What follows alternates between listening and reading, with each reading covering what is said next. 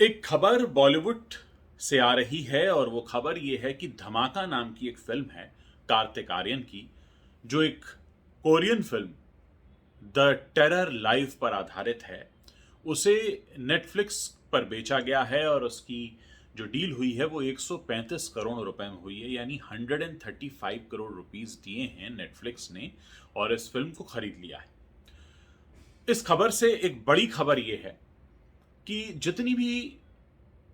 कुछ और फिल्में हैं, हम चाहे सलमान खान की राधे की बात करें या रणवीर सिंह की 83 की बात करें या रणवीर और अक्षय की सूर्यवंशी की बात करें, ये सारी फिल्में बहुत लंबे समय से हम देख रहे हैं, पिछला 1 साल हो गया और ये फिल्में अटकी हुई हैं, रिलीज नहीं की जा रही हैं। तरह तरह की खबरें आती हैं, पहले आया दिवाली पर होंगी, फिर आया मार्च में होंगी, फिर कोरोना फिर से बढ़ने लगा तो उन्होंने कहा नहीं, अब अगली रिलीज डेट की हम बात करेंगे। राधे के बारे में सलमान ने कह दिया कि हम इसे अगली ईद पर लेकर आएंगे, फिर कभी खबर आती है जुलाई में लेकर आएंगे। इन सब के बीच एक सवाल घूम रहा है और जो शायद आपके जहन में घूम रहा होगा कि जब धमाका जैसी फिल्म 135 करोड़ रुपए लेकर नेटफ्लिक्स पर आ सकती है, तो फिर ये फिल्में क्यों नहीं? आखिर क्या कारण है? अब इसकी दो वजह हो सकती हैं। या तो एक वजह यह है कि इन फिल्मों के मेकर्स को यह लगता है और उन्हें यह दृढ़ विश्वास है कि जब ये सिनेमाघरों में आएंगी तो 500, 600, 800 या 1000 करोड़ तक का बिजनेस करेंगी और उन्हें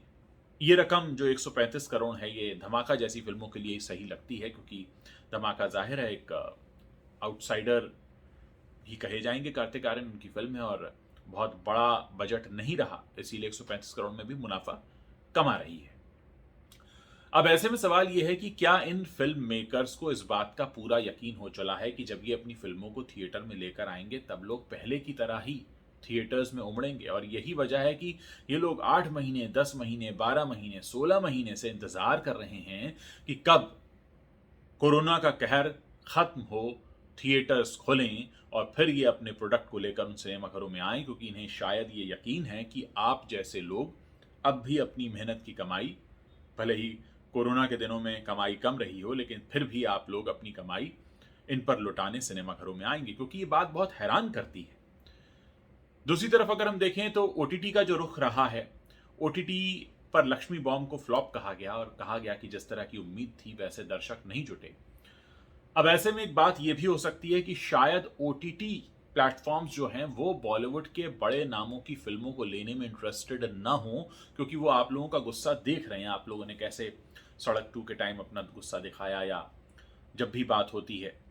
सो कॉल्ड पॉपुलर सरनेम्स की, और ये जो फिल्में मैं बात कर रहा हूँ सारी पॉपुलर सरनेम की फिल्में हैं, चाहे 83 हो, सूर्यवंशी हो, राधे हो।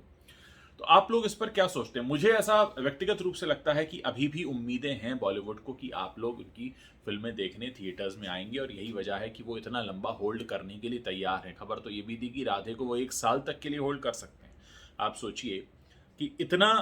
यकीन है बॉलीवुड को आप पर, और दूसरी तरफ धमाका जैसी फिल्में हैं। 135 करोड़ की डील कोई बुरी डील नहीं कही जाएगी। एक आउटसाइडर को लेकर फिल्म बनाई है आपने और एक कोरियन फिल्म पर बेस्ड है जो ऑलरेडी हिट है, यानी सक्सेस का सारा मंत्रा यूज किया गया है। आप लोग इस पर अपनी क्या राय रखते हैं मुझे बताइएगा। व्यक्तिगत रूप से मेरा यह मानना है कि बॉलीवुड को अभी भी आपसे उम्मीदें लगी हुई हैं और यही वजह है कि वो ओटीटी पर सस्ता सौदा नहीं कर रहा है, या यूं कहें कि ओटीटी पर घाटे में अपनी फिल्मों को नहीं बेच रहा है। आप लोग इस पर क्या सोचते हैं मुझे बताइए, ताकि हम समझ सकें कि क्या बॉलीवुड अब भी आपकी जेब पर अपनी नजरें गड़ाए बैठा है।